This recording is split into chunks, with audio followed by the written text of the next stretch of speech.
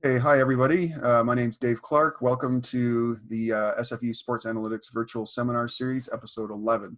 Today we have Dr. Tim Chan and his research assistant Yusuf Shalaby speaking today about a mathematical optimization framework for expansion draft decision-making and analysis. Dr. Timothy Chan is the Canada Research Chair in Novel Optimization and Analytics in Health. He's a professor in the Department of Mechanical and Industrial Engineering and the director of the Center for Healthcare Engineering and the director for the Center of Analytics and AI Engineering at the University of Toronto. That's quite a number of profiles you hold, Tim. His primary research interests are in optimization under uncertainty and the application of optimization methods to problems in healthcare, medicine, global engineering, sustainability, and sports. He received his BSc in Applied Mathematics from the University of British Columbia and his PhD in Operations Research from the Massachusetts Institute of Technology. Yusuf Shalaby is a research assistant in the Applied Optimization Lab at the University of Toronto. His primary research interests include the optimization and data science applied to healthcare and sports. He received his BSc and MS, his Master's of Applied Science in Industrial Engineering at the University of Toronto. So today in this talk, they will present and analyze a mathematical programming approach to expansion draft optimization in the context of the 2017 NHL expansion draft involving the Vegas Golden Knights, noting that this approach can be generalized to future NHL expansions and to those in other sports leagues. In particular, they will present a novel mathematical optimization approach consisting of two models to optimize expansion draft protection and selection decisions made by the various teams. They will use this approach to investigate a number of expansion draft scenarios, including the impact of collaboration between existing teams, the trade-off between team performance and salary cap flexibility, as well as opportunities for Vegas to take advantage of side agreements in a leverage experiment. Finally, they will compare the output of their approach to what actually happened in the expansion draft, noting both similarities and discrepancies between their solutions and the actual outcomes. Overall, they believe that their framework serves as a promising foundation for future expansion draft research and decision-making in hockey and in other sports. And with that, I will stop sharing my screen and turn it over to Dr. Chan. Again, thanks very much to you both for attending, and we really look forward to your talk. Great, thanks a lot, Dave, and to the rest of the SFU team for the invitation and the kind introduction. So I'm Tim, and this work is actually joint work with Yusuf, who will be my co-presenter today, and also Kyle, who was a PhD student at the time at U of T and has now moved on to bigger and better things. Why don't I get started? So the background, right? The context of this talk is Vegas, which speaking to a room of sports fans, I assume I don't have to give much in the way of context here. But they became the 31st NHL team in 2017-2018. They in the inaugural season, they were the 5th best team in the league. They were the top team in the Pacific Division. They made it all the way to the Stanley Cup Finals. I was really rooting for them to go all the way because that would have been just an amazing story, I think. Some impressive stats for those of you who might not remember, but they were the first expansion team to go 3-0 and then 8-1. In their first 11 games, they had to use 4 different goalies because their starter got injured, their backup got injured, their third string goalie got injured, and they were using their 4th goalie at some point in these first 11 games. One of their star free agent acquisitions, I guess their biggest acquisition, was a player from Russia, and then he retired after 15 games and decided it wasn't for him, and then went back to Russia to play.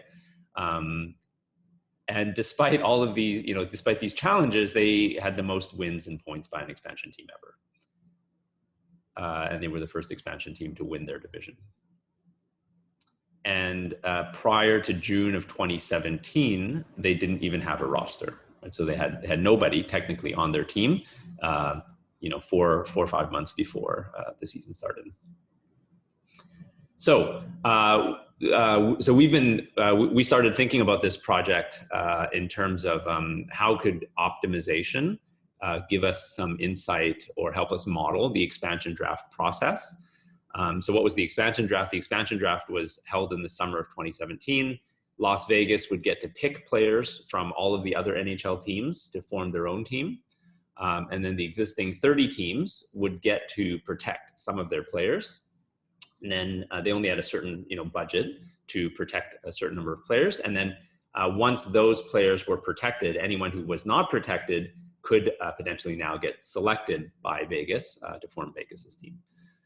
And then the only other thing I'll mention here is that it was possible to make side deals. So this was legal from the league's perspective. So if I was Toronto, for example, and I didn't want Las Vegas to pick a certain player of mine, I could potentially expose them because I need to use my protection slots on other people, but there is a person who I have to expose and I really don't want Vegas to take them. Then I would say, hey, please promise to not take, if you promise not to take this person, I will give you a second round draft pick or something like that, right? Or I'll trade you 2 players or something for the rights to maintain this other player. And then, as you may remember, or if you weren't following it, as you'll see, Vegas really did take quite a good advantage of this possibility in constructing their team.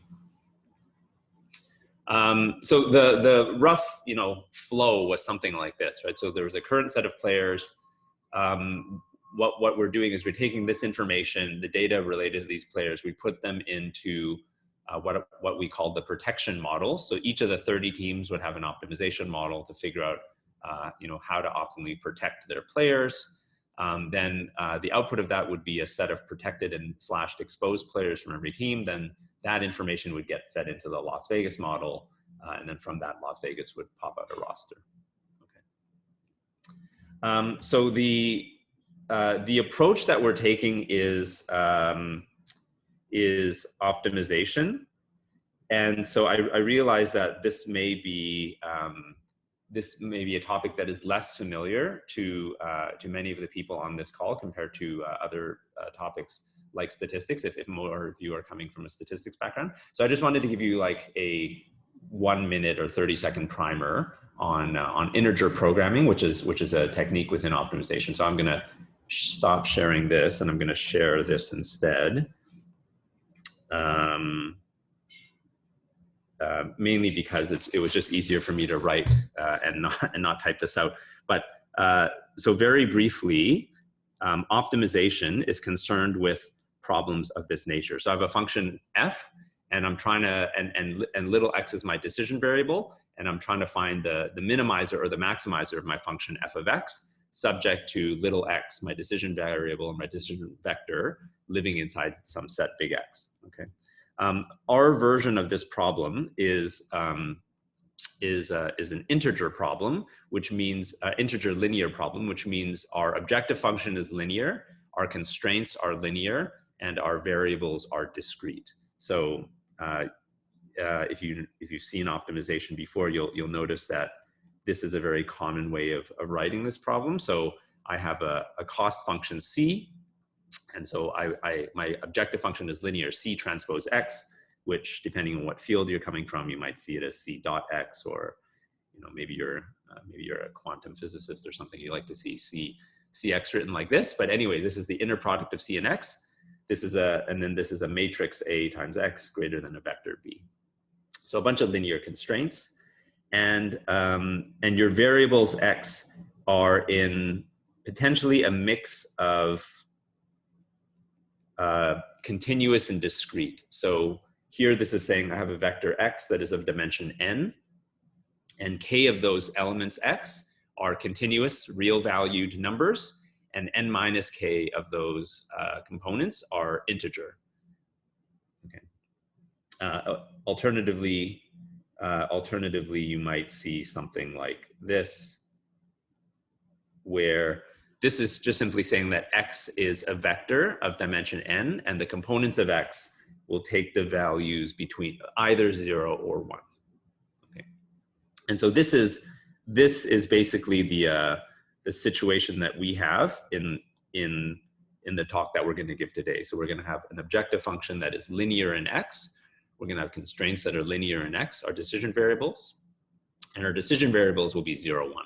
And the 0, 1 is very common in optimization because these types of variables indicate decisions of like yes, no. So in our example, it would be player player I, so player I from Toronto, does Toronto protect this player, yes or no?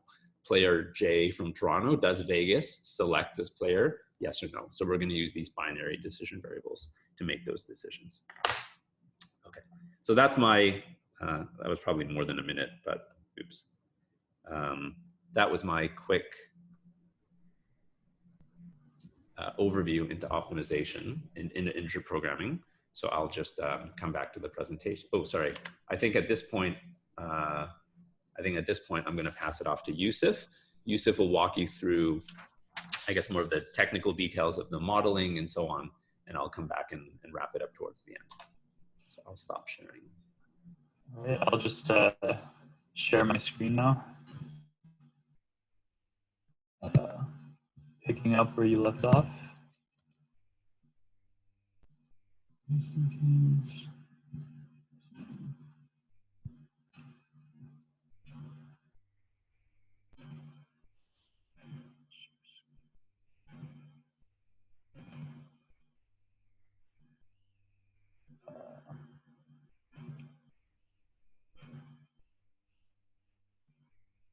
Okay. So on that note, I'm going to go over the integer programming optimization models that we formulated for the expansion draft. So prior to the expansion draft, the NHL released a set of rules, both for the existing teams around which players they can protect, and around the expansion team Vegas around which players they can select. So kind of two sets of rules. And very conveniently, all of these rules can be expressed through very simple integer programming constraints. So I'll go through each of the rules alongside the constraints. So the very first one for the existing teams is that they must protect one goalie. So just very briefly, the y variable here is a binary variable. We have the index I is in the set of goalies for that team. If one of those y variables is equal to 1, that means that only one goalie of that team is protected. So just along those lines, the team must also protect either 7 forwards and 3 defensemen, or a combination of 8 forwards and defensemen.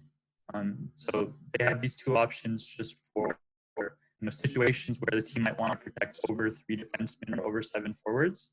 They can then just opt to protect any combination of 8 skaters. The team must protect all players with no movement clauses in their contracts. So if they have a no movement clause in their contract, they can't be moved from their team unless they agree to it. So they can't be exposed. Yusuf, can I just jump in? Your voice is a little bit like, I don't know if it's laggy or crap. Maybe you want to try just turning off your video in case that helps a little bit. Sure. Sorry about that.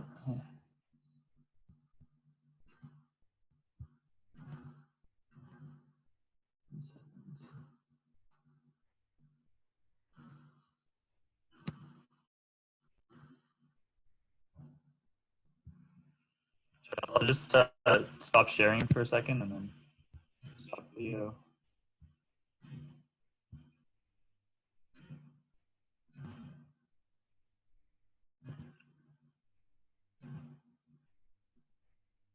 Okay. So I mean, let me know if it's still choppy. Maybe we can figure something out. But... So the team must protect all players with no movement clauses in their contract. And then they must protect, or they must expose at least 2 forwards that have played a certain number of games over the past 2 seasons. That's just to ensure that Vegas can actually select players with NHL experience rather than prospects or farm players. Similarly, they must expose 1 defenseman that's met, that game's played requirement, and 1 goalie that's met those requirements. Now for Vegas, they must select 1 player from each team. They must select at least 14 forwards, 9 defensemen, and 3 goalies. 18 of the forwards and defensemen and 2 of the goalies that they select must be under contract for the upcoming season. basically they must select the team that they can just put on the ice, and they can't have players that are just too many players that are just going to walk away in free agency. And then finally, the total team salary cap hit must be between the salary cap upper limit and the salary floor.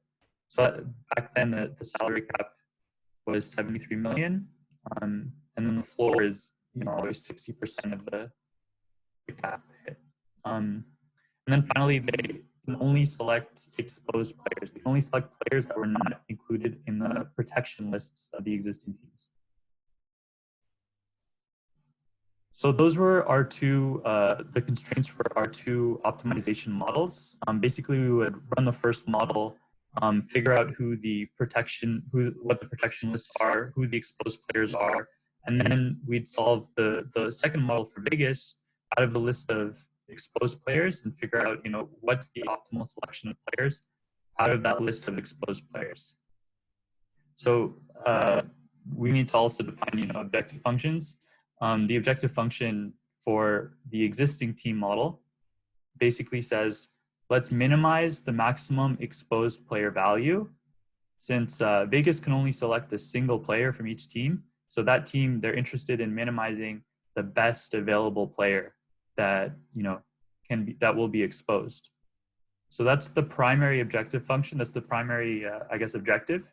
And then the secondary objective, which we include here kind of as a tiebreaker between different optimal solutions, says that let's also minimize the total exposed value, of all of the players that that are not protected.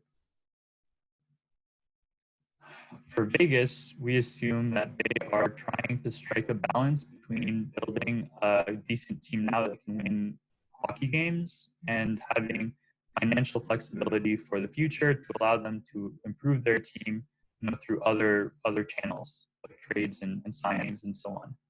So the first element in this objective function, V8, basically says let's maximize the total team value, and then the second element says let's minimize the salary cap hit of the upcoming season. And the parameter alpha in front of the second element is just our kind of the relative weight of how much we value financial flexibility relative to team value. So like high alpha means we'll select a team with high financial flexibility, and low alpha means we'll select a team with higher total team value. So the value metric that we used here, we could have really used kind of any value metric, but the one we selected is point shares. It's fairly established in hockey analytics. We took it from hockeyabstract.com, and for those of you familiar with win shares in baseball, it's very similar to that in kind of its goal. It basically estimates the player's contribution to his team's total points. And it's useful for us because we needed a metric which is universal. We need a metric that works for goalies as well as for the forwards and defensemen. So, your standard metrics like goals, points, Corsi even, those only apply to skaters. So we need a metric that is meaningful for players of all positions. So that fits the bill. Just as a concrete example, here we have a histogram, a histogram of point shares from the 2016-17 season, which was the season prior to the expansion draft. Sidney Crosby, he back then and even today, one of the best players in the world. He, according to point shares, contributed 12.4 points to the Pittsburgh Penguins that season. So you take Sidney Crosby out of the picture and they get 12.4 points less. So that's kind of generally how this metric works. And then it has a pretty strong relationship. It's a pretty strong predictor of regular season points. So it's kind of a good proxy for the team's success. The aggregate point shares of the players on the roster is generally a good proxy for the number of points that they're going to get. Hey, Yusuf, can I just ask you a question from the audience, please? Yeah. Yes. So Nathan Sandolds asks, when each team is deciding who to protect and expose, do they have information about who other teams are protecting and exposing? Not explicitly. So general managers might be talking amongst themselves. We don't Right. really know. But the I guess in the process of making those protection lists, um, like yeah, unless there's transparency between these front offices, which I kind of doubt. Uh, I don't think they actually do know. Yeah. Great, thank you. Yeah. Thanks for the question.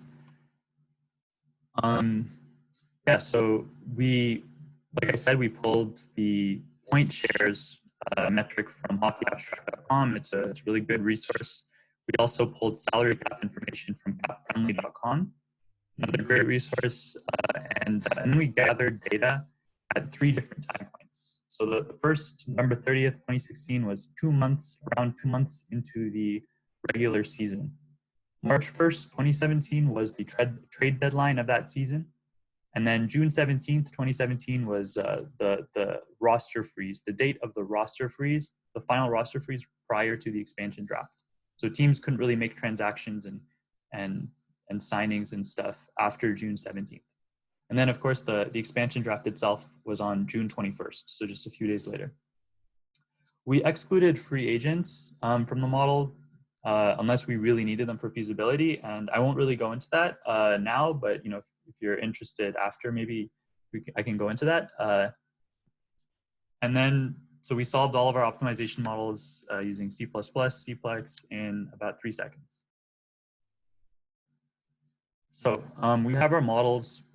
We expected a few things leading up to the draft, which kind of primed us for the experiments we're going to set up. So we expected, kind of contract signings and trades. Expected Vegas to make those side deals that Tim referred to at the start of the presentation. But just generally, we expected teams to make moves to try to minimize their exposure to Vegas on the expansion draft. And George McPhee, Vegas's general manager, actually is quoted as saying he expected a redistribution of players to occur ahead of the draft.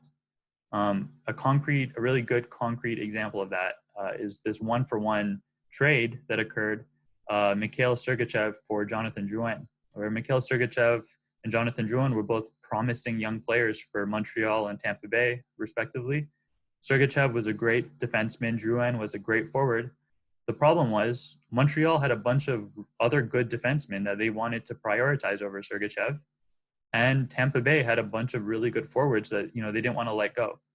So the two teams made a trade 1-for-1. Rather than lose these players for nothing to Vegas, they made this trade, and Montreal was able to protect Drouin, and Tampa Bay was able to protect Sergachev. So this was, I think, a more obvious example of like a trade that was made in reaction to the upcoming expansion draft. There were many other smaller trades that were made, but this is just kind of what we mean in terms of this redistribution of players that McPhee anticipated. So on that note, experiment number 1, how did the trades, signings, and so forth, how did those transactions that other teams were making end up degrading the optimal value of Vegas's team over time? So this is a pretty simple experiment. We just look at Vegas's optimal team value at each of the snapshots that we recorded. So at the very start of the season, they would have been able to put together a team with a total point shares value of 120, which is quite high. It's a pretty surprisingly good team. After the trade deadline, it degrades by about 10 points. Still a pretty good team though. And then before the roster freeze, it degrades by a further 7 points. So just in total, that's 17 points, or I guess 16-point difference between November and June 17th. All due to signings and trades and team transactions. The thing is, Vegas actually was making, we didn't know this until the day of the expansion draft, but they were making a bunch of side deals with teams where they were, agreeing not to select particular players in exchange for, in exchange for like other assets like prospects and draft picks. So if we actually include those side deals, which were revealed later on, into the model, it drops Vegas's point shares all the way down to 82. So in total, there's a 31% reduction in potential value for Vegas, all due to trade signings and side deals. And the team that Vegas actually selected had a total point shares of 72, so even lower. But I think surprisingly or interestingly, the cap hit was 51, so significantly lower than what our model was suggesting. But they also picked up a ton of picks and prospects. I think it was 8 draft picks that they picked up and 3 prospects, and even a couple of active players like Riley Smith, who turned out to be a really good player from that season. So yeah. So experiment 2, collaboration. This looks at what if teams were collaborating in an effort to minimize their kind of collective exposure to Vegas. How much would that even further decrease Vegas's optimal team value? So just imagine a scenario where you have, say, 2 teams collaborating. They've entered into an arrangement where they can make fluid transactions between one another. Effectively, their rosters are combined and their protection limits are combined. And so that would result in a 5% decrease in Vegas's optimal team value. With 10 teams collaborating, that might be a bit far-fetched, but it does have quite a significant effect on Vegas's optimal team value. And then with all 30 teams collaborating somehow, putting aside their differences and working together into a 30-team mega team, that's a 34% reduction in Vegas's point shares. Our final experiment looks at leverage and kind of the question around side deals. Which teams should Vegas pursue for side deals? So we kind of define leverage as the difference between the increase in an existing team's value if Vegas agrees not to select the player, and the reduction in Las Vegas's value if Las Vegas agrees not to select a particular player. So I think that came out a bit confusing. Just concretely, just imagine a scenario where you've got a team that has a player. If Vegas takes that player, the team's going to really, really hurt. But if Vegas doesn't take that player, if Vegas doesn't take that player, then Vegas isn't going to really hurt that much. So Vegas kind of has some leverage over that team. They can go to that team and say, hey, you really need us to not take this player. We don't really care. Like, we don't mind taking another player. Let's kind of arrange a deal. Maybe you guys can convince us not to take this player. So teams to the right of this line are teams that Vegas has leverage over, according to this definition of leverage. And many of these teams did, in fact, arrange side deals with Vegas. Okay, so what actually happened on June 21st? On June 21st, we were, watching the stream, eagerly comparing what happened to our model results. It turns out for the protections, the protection lists that were released, they turned out to be quite close to the model protections. In fact, the model solution and the actual decisions differed by at most 2 players for 21 teams. So for most of the teams, it was quite close, but differences did arise, particularly when the value metric point shares was not really representative of a player's perceived ability.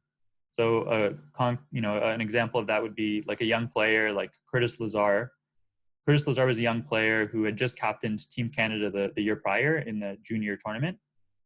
And but he didn't get too much ice time with the Ottawa Senators, so his point shares rating was low.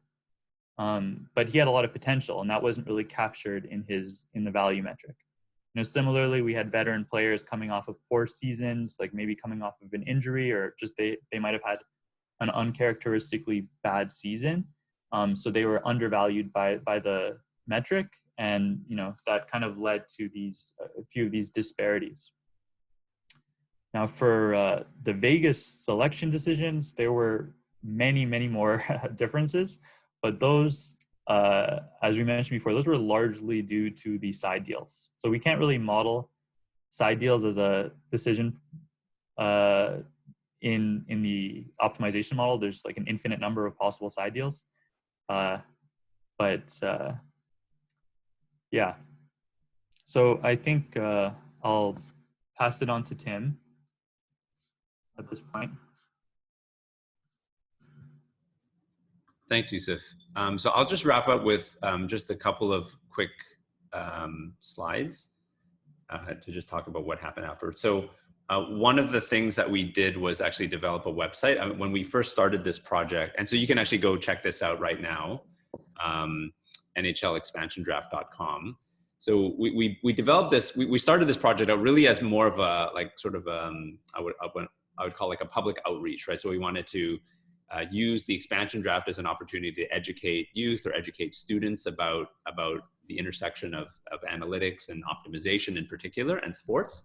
And so that's kind of how we developed this site with that in mind. So on the left-hand side, we would show rosters for all of the different 30 teams. So you can click these buttons here, and you can see the rosters. You could make manual decisions of I want to expose Travis Zajac, or I want to force protect him, and so on. Their age and a few other stats are here.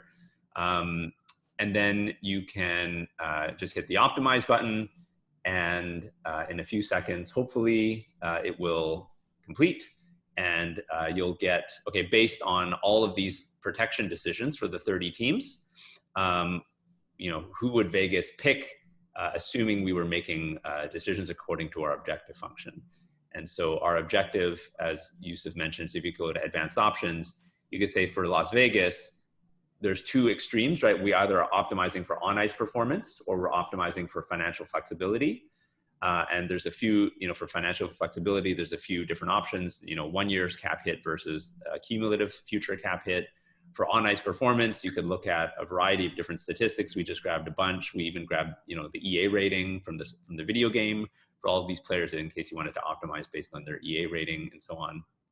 And then the slider would allow you to say, I want to weight 100% on performance. I want Vegas to weight 100% on financial flexibility, or I want to be somewhere in the middle. And then you can do the same thing, right? Maybe Anaheim cares more about protecting on-ice performance, or maybe some other team, not to pick on any given team, but let's say Florida, maybe they're not going to be a playoff team anytime soon, so I'm going to optimize more on financial flexibility, and so on. Right? And then I can kind of re-optimize.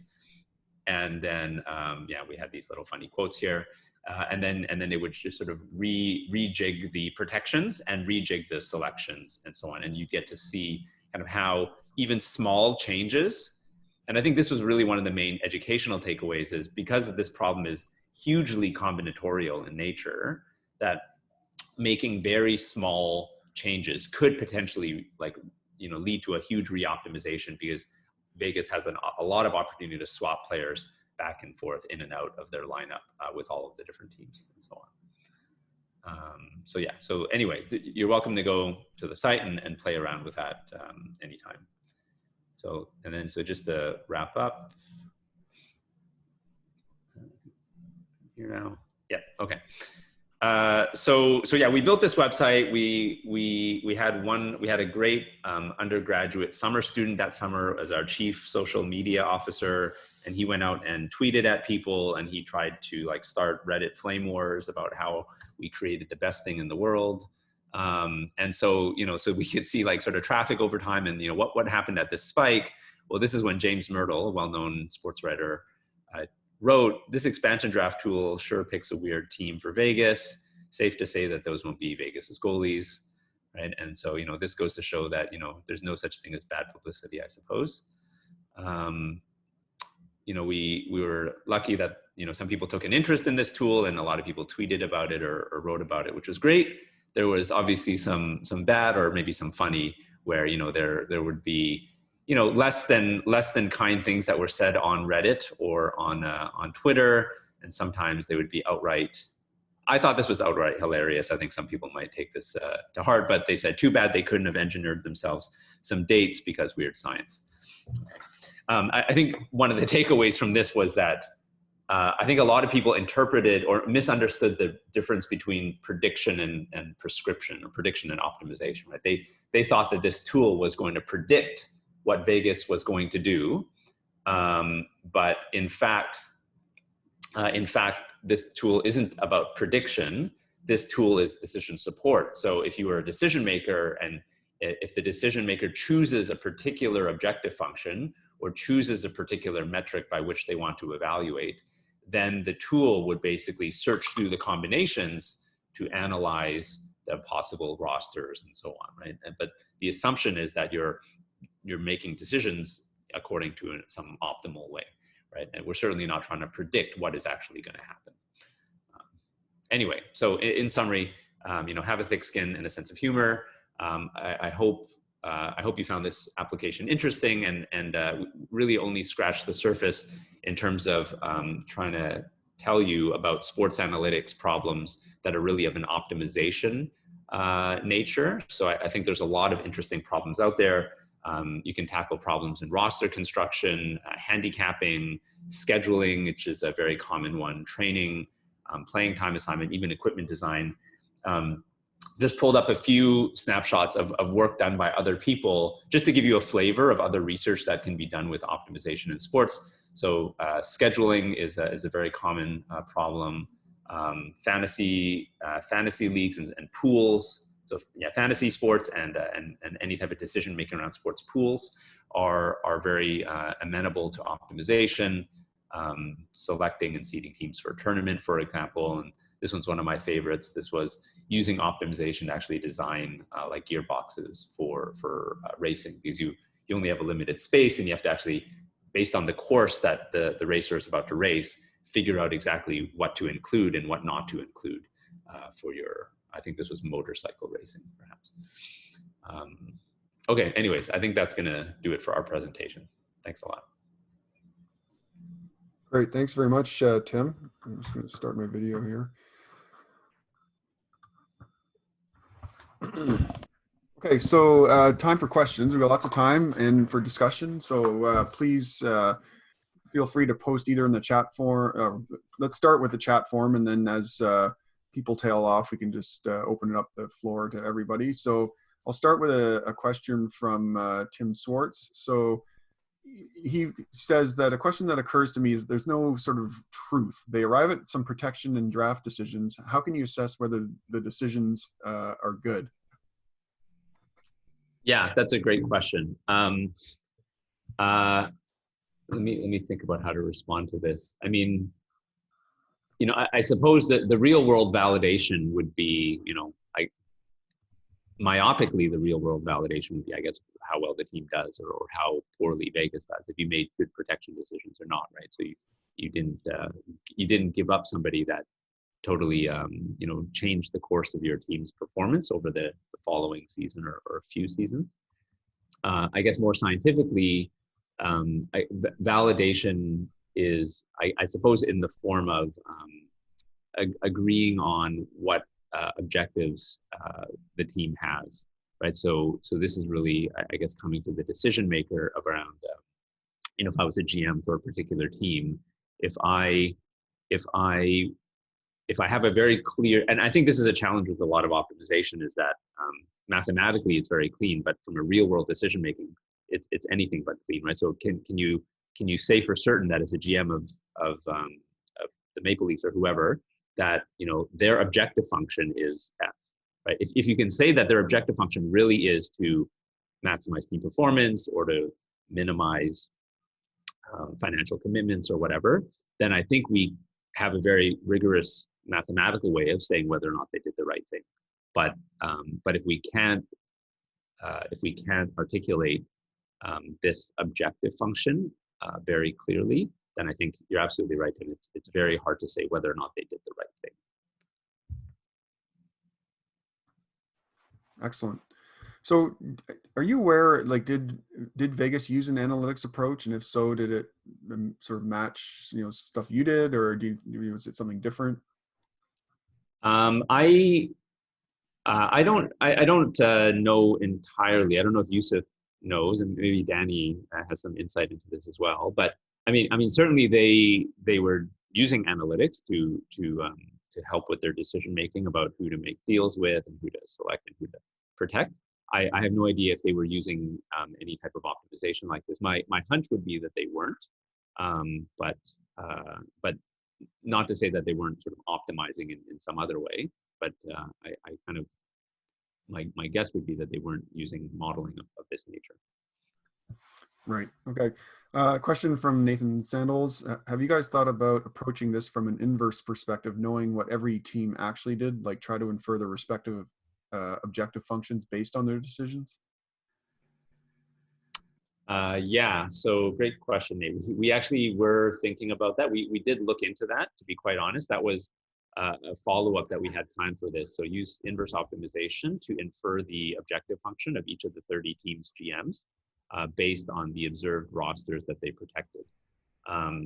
So a couple of challenges with that. Number one, inverse integer programming was not that far along at the time. And as you may know now, that technology has come a bit further. So this could be something that we examine. But I think more fundamentally, the question is whether or not we would have the right parametric form to model the objective, because we would have to make an assumption that the GM is trading off something around performance and dollars. If the GM was having other things in their mind or having these side deals, which are hard to quantify as part of the objective function, I think that would be a challenging thing to impute using something like inverse optimization. But it is possible. Maybe Danny will give us insight, down the road as to the decision making in Seattle, and then we'll see if we can model that and reverse engineer what is in his head. Excellent, thank you.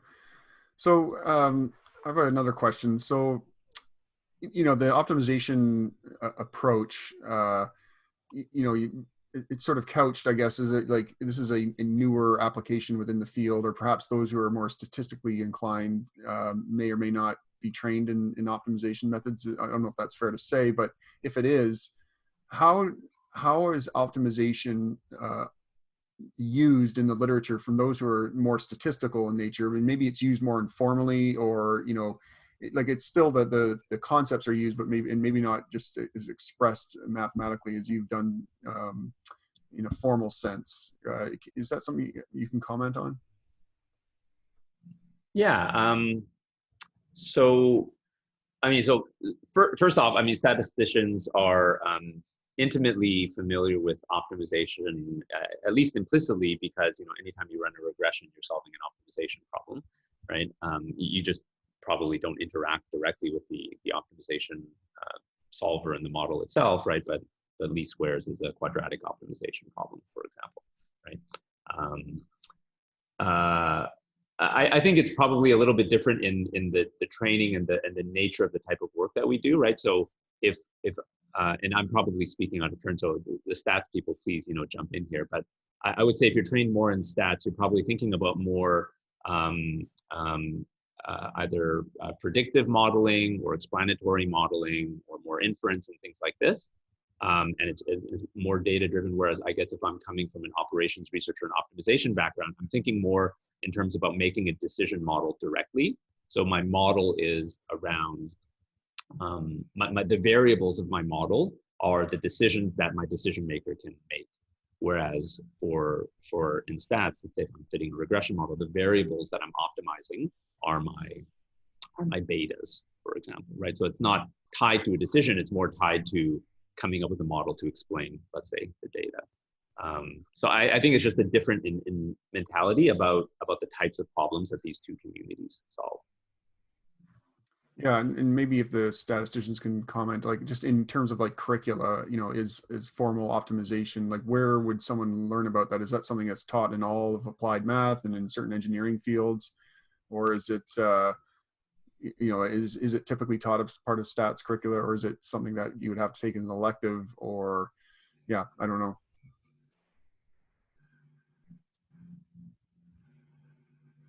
Like, do you in your engineering curricula, is it part of those, like a certain set of courses, Tim?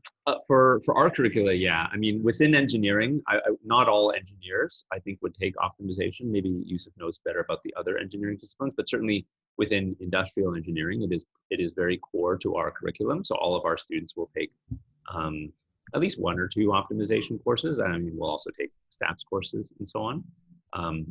And I think a few other engineering disciplines will do formal optimization as well, but I certainly don't think they all do. Okay, great. I don't see anything from the statisticians in the audience, but please contribute. So Robin Ritchie from the U of Manitoba says applied math courses are typically where you would find it at the University of Manitoba, possibly in engineering as well, I guess. And if you guys want, I can also step in and just add that we actually have our first one, our first optimization course that's coming up. The math department started that last year. It's called Math for Data Science.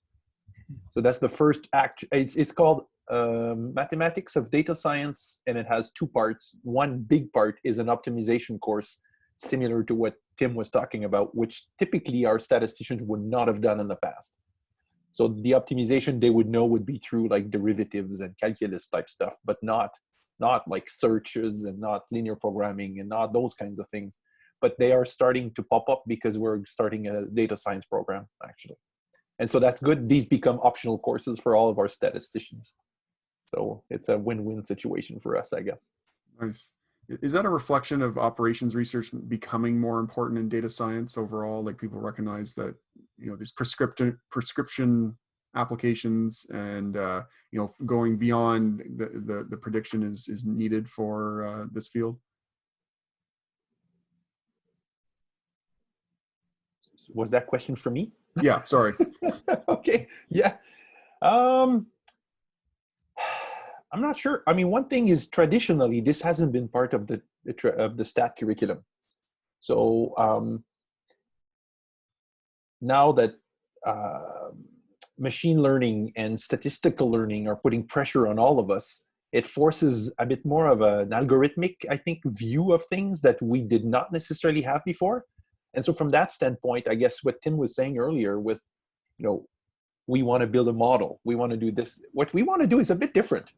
And so because of it, this isn't a tool that was traditionally part of the basic toolbox students would graduate with.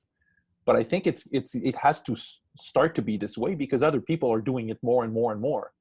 And it's starting to pop up like as a normal thing for a statistician to probably be exposed to. And so we were all happy that math put that together, that course, that this optimization and graph theory. And so graph theory is another one that statisticians typically will not be studying seriously. But, you get all these computer scientists and engineers, they come out with these techniques that we don't have. But these techniques do allow a lot of really interesting uses for actual just data focused applications. But sometimes they're going to be different in spirit from, just your basic modeling type of approach.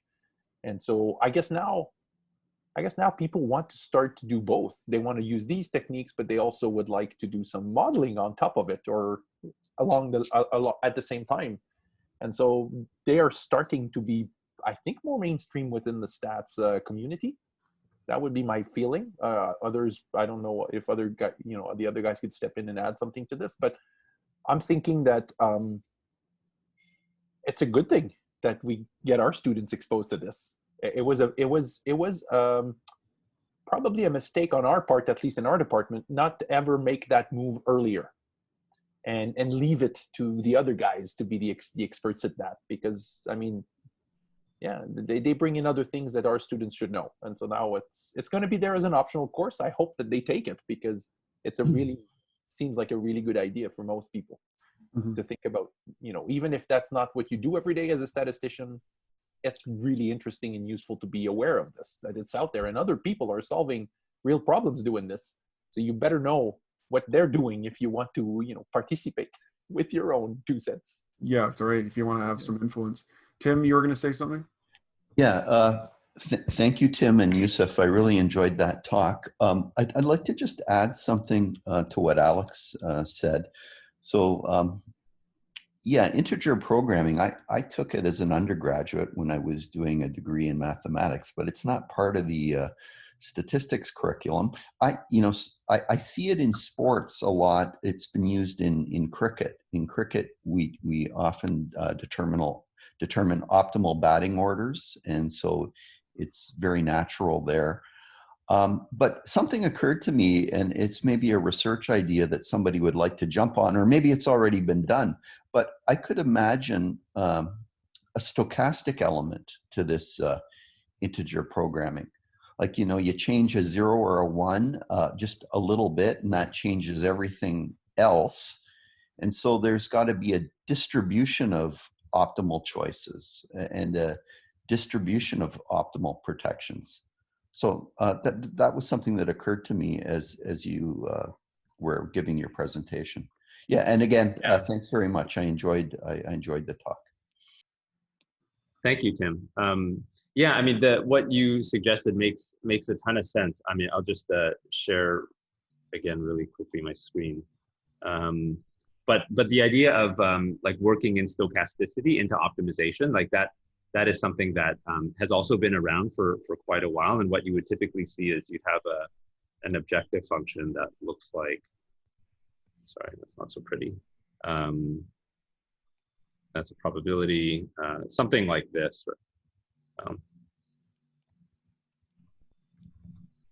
Right, so you have a probability distribution over something random, and then you would minimize the expected value of this objective function. And so this would be, let's say you have some randomness on your metric of performance, right? And then so there's some uncertainty in that performance, and you could optimize the expected value. And even more recently, so this would be this is, I guess, commonly known as stochastic programming or stochastic optimization. And then even more recently, there's a technique called distributionally robust optimization, which looks at problems of this nature.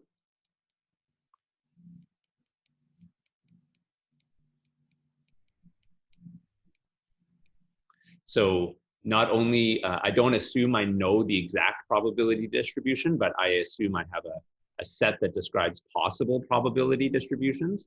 And I want to be robust against, let's say, the worst case probability distribution. So a bit more of a conservative take as well. Yeah, I was, okay, it's good to know that things have been done. I think generally it would be hard to come up with the F, but in your case, you had those player ratings, and there's Right. probably a standard error associated with them. And so in this application, it could be something that might not be that hard. Yeah.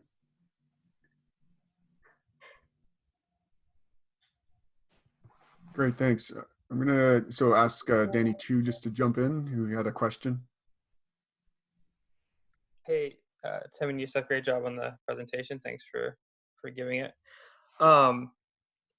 Based kind of off Nate's question, if we wanted to kind of predict who teams would protect this time around, given what they did last time, would we be trying to kind of learn that inverse function and figure out what their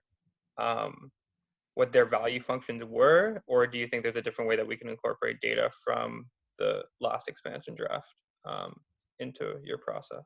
That's a great question. I mean, I think conceptually, this is always a great motivation for inverse optimization, but in practice, it's unclear if it is ever really applicable, because is anyone going to go through the same decision-making process again? But you bring up a very good point. You guys are actually going through this sort of similar decision-making process. So, sorry, so your question is, could we use inverse optimization to learn what the other teams valued?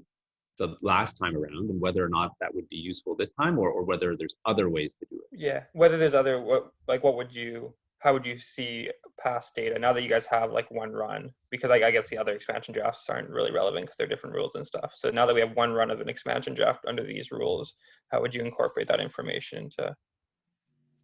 I mean, to be honest, like Nate's suggestion, I think could be applied. This idea of using inverse optimization based on the historical data. We have 30 teams worth of observations. You know, every team is probably using a slightly different objective function, but if we can build a parametric form that, you know, broadly describes what everyone's doing, we now have 30 data points now to do this inverse optimization. I think it's possible, and I think, just as I mentioned before, I think the tricky bit will be things like side deals that, you know, that even like right now it's more or less unobservable. I guess it's observable to you because you're the one making the side deals with the other teams. But certainly, like for Vegas, for example, we wouldn't know ahead of time what those side deals were. But after the fact, we could think about how we can, now that we have the data, we could think about how to incorporate that. Yeah, and I think from my understanding, at least in most cases, even teams that did side deals protected players that they would have otherwise, just to not upset relationships. I know the Wild, I think, like left some guy, like I think Stahl got left unprotected and they just called his agent and were like, we have a side deal, don't worry about it. Like it's all figured out. But for the most part, the side deals still had a protection list that was relevant. Yeah. And obviously, I mean, I don't think even we get all the, we just get names thrown at us. So what do you think of this guy? And then like, you know, so I don't know if we even get the full side deal, and that might change as things go on. But we might not get the whole side deal, all the side deals that were even considered. Yeah. Right. But that feels like something you should, right? Because I feel like you would have an important role to play in that process, because it's not, when I think about the side deals and anything about the draft, it's not just about looking at one team in isolation, right? Because whatever decision you make with team one, like you have 29 other ways that compensate for anything you do with team one, right? And so that part of the reason for building these models was to actually formalize this combinatorial problem and have a very systematic way of like saying, okay, if you force me to not select this guy, how does the universe of options change, right? So I mean, I think it'll be, I mean, we're not allowed to make deals yet because we haven't paid our last expansion fee. We're still 8 months out from really like getting into the meat of things, but I think the side deal part will be very interesting for us. But yeah, thanks. Thanks, Benny. Awesome. Okay, so we're about 5 after 11 right now, Pacific time anyway. Is there any other questions that people want to ask you? Feel free to just unmute and jump in.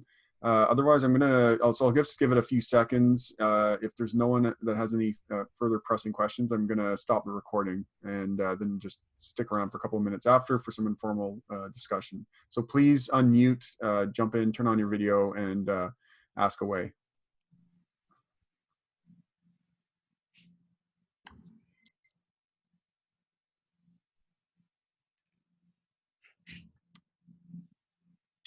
Okay, so I just monitoring here. It looks, I think we're done with the questions. So I'm going to thank Tim and Yusuf one more time for an excellent presentation, and thanks a lot for all the answers to the questions. I think it's super cool that we have Danny here, whose work is directly relevant to this. So this series has been really great to bring together academics and professionals, and it's just really cool to see this. So thanks, Danny, for your contributions as well, and to everyone who asked questions and made comments.